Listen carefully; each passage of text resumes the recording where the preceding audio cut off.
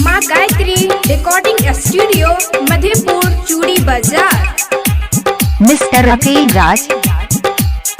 Music by DJ Guddu Raj. Mister Akil राज।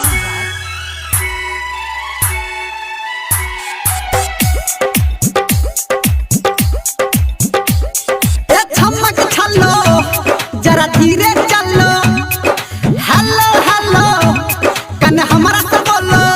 ओ छमक छलो जरा धीरे चलो, हेलो हेलो कन हमारा से बोलो। किधर से आई किधर जाएगी, किधर से आई किधर जाएगी। हम हैं बिहारी दिल गाएगी, हम हैं बिहारी दिल गाओगी। ए छमक छलो जरा धीरे चलो, हेलो हेलो कन हमारा से बोलो।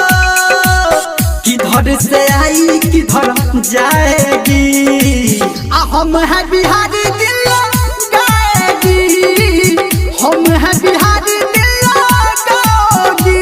बोलो डीजे गुड्डू मधुबनी। मिस्टर अकील राज।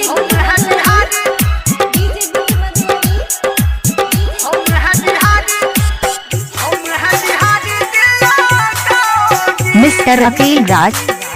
उनका मोबाइल नंबर है 70 27 96 83 04। क्या है तेरा मोबाइल नंबर, चलती है क्या घर के अंदर। क्या है तेरा मोबाइल नंबर, हाँ चलती है क्या घर के अंदर। हाँ बात पते की बोल दी मैंने, बात में तू पछताएगी। हम हैं बिहारी दिल गाएगी, हम हैं बिहारी दिल गाओगी। डीजे गुड्डू मधुबनी। मिस्टर अकील राज। अभी आप सुन रहे हैं उनका मोबाइल नंबर है 70 27 96 83 04।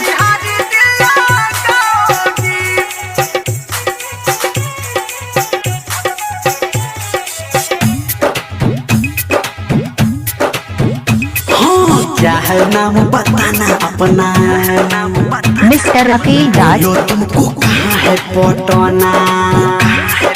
क्या है नाम बताना अपना, तुमको बेबी कहाँ है पटना। है धर्मेंद्र नाम है मेरा, मालिन तू बन जाएगी।